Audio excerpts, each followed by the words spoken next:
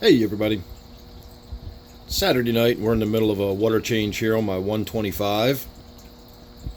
I don't really want to talk about the water change so much, but while it's happening and I've got a few minutes while I'm waiting for the water to drain, we can use this tank as an example of one of the things that I'm going to start experimenting with here.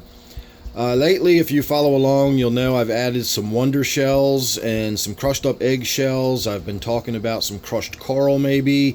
I'm trying to raise the calcium levels in my tanks without really raising the water hardness or pH, and I'm not really entirely sure how to go about doing it just yet. I've had a lot of suggestions from people, and I've even tried a few things.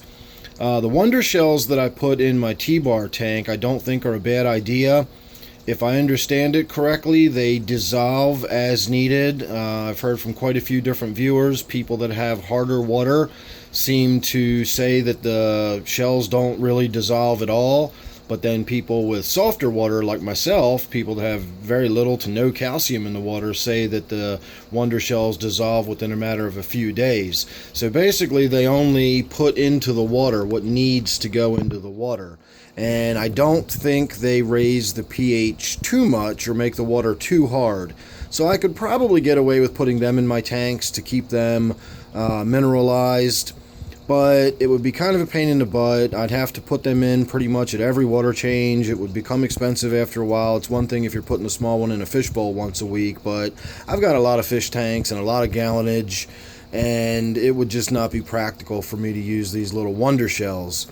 So I started looking into other things like aragonite sand or maybe crushed coral, and immediately I'm starting to get into what I knew sooner or later I was going to have to get into, and that's the next level of water chemistry that has to do with redox potential and, the positive cations that are in the water and that sort of thing. I know enough about it that I've gotten my feet wet, but that's just it. I know enough about it to know that I need to learn more about it, and sooner or later I knew something would come up where that would become my next focal point, and I would start doing experiments with, messing around with water chemistry and that sort of thing, because what I'm beginning to realize is that just having the calcium in the water, while that's important, I also need to keep the water mineralized enough that I've got the electrolytes in there. I talk about that kind of stuff a lot, and I know I've got really weird water, but I think the lack of electrolytes in my water, the fact that I've only got the sodium ions in there and nothing else,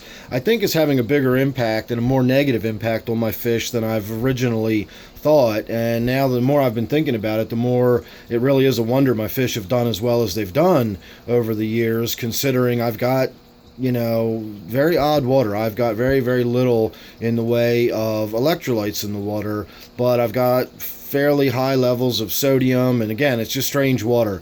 So I think it's time for my next, digging into the chemistry lessons and learning about all that kind of stuff, learning about the electrical conductivity of the water, and so on and so forth.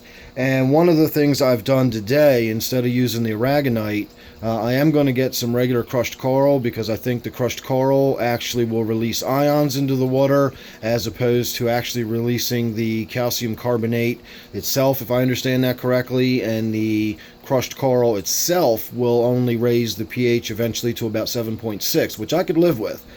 Aragonite will raise the pH to 8.2 or 8.4 eventually, even if you've only got a relatively small amount of it in the tank. So what I do have at the moment is some stuff called mineral stone. I'll show you the package here, but it's not really a lot to look at. Newstone International, and it's some kind of mineral rock that comes from Japan.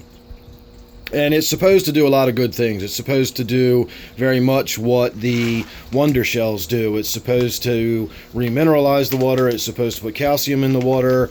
And it's kind of a substrate that's meant to be in shrimp tanks and crayfish tanks. And it's for shelled animals.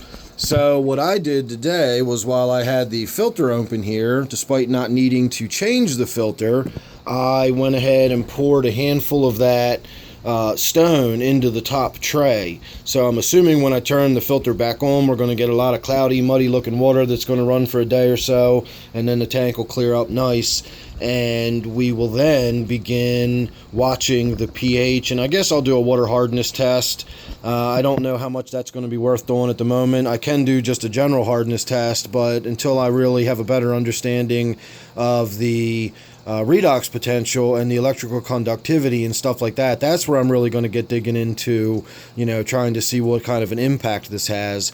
Because again, if I understand this correctly, and I may not, but if I understand this correctly, my general hardness test may not show me an accurate representation of what's going on in the tank. Just because the water shows up at a certain level of hardness, if the cations aren't available, then it doesn't mean the same thing to the fish as far as their electrolytes and what they need for their own nervous system and osmoregulation and everything else.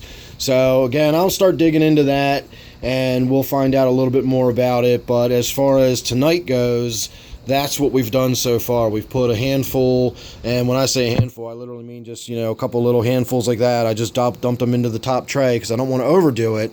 I'd rather wait a week and see no effect and add a little more than put a bunch in and, tomorrow I'm flipping out because suddenly I've got pH going through the roof and my water's really hard and I've got fish in there dying or something. I don't know. So I'm not going to experiment too heavily with this tank. This tank's a little too precious for me. I have thrown a handful of that same, actually I threw most of the bag of that same mineral stone into this tank. If you look down there, you see those sort of gray pellety looking round rocks. Those are all the mineral stone. Oh, I hate it when this camera does that.